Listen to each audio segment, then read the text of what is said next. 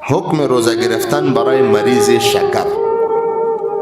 یک قاعده و یک قانون در این موضوع باید یاد داشته باشیم. نه تنها مریض شکر، بر هر مریضی که باشد، یک نفر از مریض گرده است، مریض قلب است، فشار داره، مریض معده است، هر مرضی که داشته باشه، در ماه مبارک رمضان الله می فرماید لا یکلف الله نفسا الا وسعها. الله کس مکلف نمی سازه مگر به وسع و توانی زو. ماه مبارک رمضان روزه گرفتن فرض است، خو اما اگر یک کس مریض میشه یا مریض هست، مرضی تکلیفی زیاد میشه، با یک دکتری حاذق و ماهر و مسلمان این شرایط مد نظر داشته باشه. یکی دکتری است که هیچ به اسلام معتقد نیست. او که یک ذره سردردم شدی میگه برو بخو، او که یک ذره پای دردم بودی میگه بخو. او چرا که به اسلام معتقد نیست. نه، شرطش است با مشوره دکتری مسلمان ماهر نقطه ماهرم کتش ضروری است. اینه که یک نفر نمیفهمه و ششته و چپن سفید پوشیده هر کس میره که مرا تداوی کو، دکتر صاحب گوشم درد میکنه میگه برو بخو. نه تم نه، دکتری که ماهر باشه، متخصص باشه، حاذق باشه و مسلمان باشه، با مشوره از او مشوره گرفته شود. اگر او مشوره داد که مرض تو تکلیف تو زیاد هست، تو نباید روزه بگیری، بعد او فتوا داده نمیتانه، گپی از او را میاری پیش مولوی سے، پیش مفتی سے، پیش بزرگوار دین، از او مشوره میخواهی، فتوا را از او میگیری، فتوا را از دکتر نمیگیری.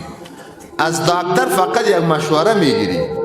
مناسب باز با دیدن مشوره دکتر با تو فتوا میده که تو روزه تا میتانی که بخوری. عین شکل مریض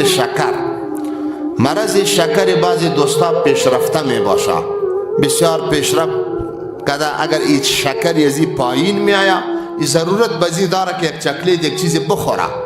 اگر نخوره این شکر بالا رفتنش چقدر موزیر نیست، میگن چقدر که پایین آمدنش موزیر هست. از این خاطر دکترها میگن که مریض شکر یک چکلیت یک بسکیت چیزی در جیب خود داشته باشه. مریض شکر اگر در این وقت چیزی نخوره از بین میره، خطر از بین رفتنش هست. پس در این صورت جایز هست که روزی خود افطار بکنه، جایز هست. بعد از رمضان اگر این مریض صحت یاب میشه، صحتش جور میشه، پس دوباره باید این روزه را قضایی بیاورد. اگر مریض به طوری بود که روز بدگه به طرف بهبودی نمیرفت، روز بدگه ضعیف شده میرفت، مثل شیخ فانی یک ریش سفید، روز بدگه ضعیف شده میرفت، توانی ازی را نداره که روزه را قضایی بیاورد، باز بریزو شخص فدیه است. او باید 2 کیلو گندم، چیزی کم یک چارک گندم میگی، یک چارک گندم فی روز روزه را فدیهش داده شود باید.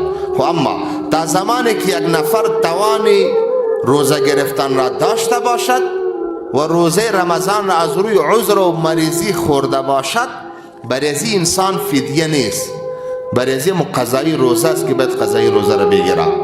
ای اگر فدیه داده باشه خیر، او در صدقه حساب میشه، خوب تا که روزه را قضایی نبیاره او حساب نمیشه. فدیه برای شخصی که توان روزه گرفتن و قضایی را نداشته باشه، باز برای او جایز است که فدیه بده. خو اما مریض باید که دکتر مشوره بکنه، دکتر نظر بده، نظر دکتر با یک عالم شریک کرده، باز با مشوره عالم پیش برده.